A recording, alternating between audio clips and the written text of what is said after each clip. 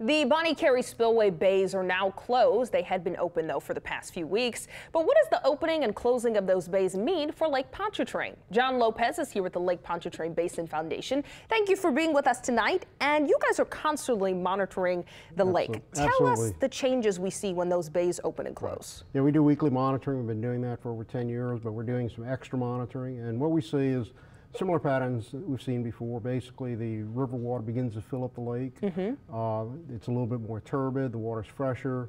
So that's kind of the initial effect of the spillway opening. And it can impact algae growth. Tell me about that part. Absolutely. Yeah, there's nutrients in the river water. And nutrients can be very beneficial if they go in the right place. But when you go into an open water body, they can cause what they call harmful algal blooms. So we're watching. There was a bloom last Sunday.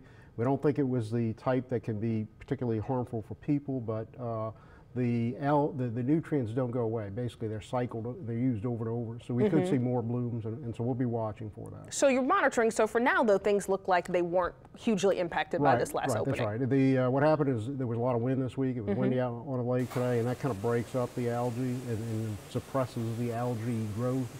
So that's good. And but it takes about 2 or 3 months for the water to begin to get really back to normal. So we can have the blooms reoccur for the next 2 or 3 months. Interesting. Well, I know you guys will be watching that. What about the impact on the fish in there?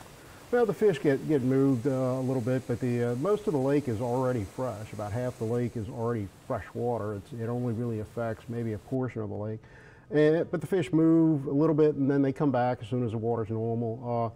You can have some very local fish kills if the oxygen gets low, but really that's a very small area typically. Really it's just a very short-term effect of the fish, and they adjust. The water's constantly fluctuating, so they're accustomed to having to adjust. Certainly, and this could be a big issue to help people understand. You were telling me back in 1997 there was actually a closure of the lake due to this? There was a very large bloom in the lake, and Department of Health and Hospitals actually closed the lake for swimming for a while.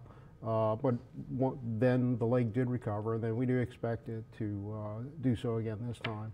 It is interesting. I mean, it can cause these short-term problems in the lake, but we want to remind people that actually this is a great resource in the river. Used in the right way, there's actually tremendous benefit. You know, if the water is diverted into wetlands, where the plants can use the nutrients and where the sediment can build wetlands.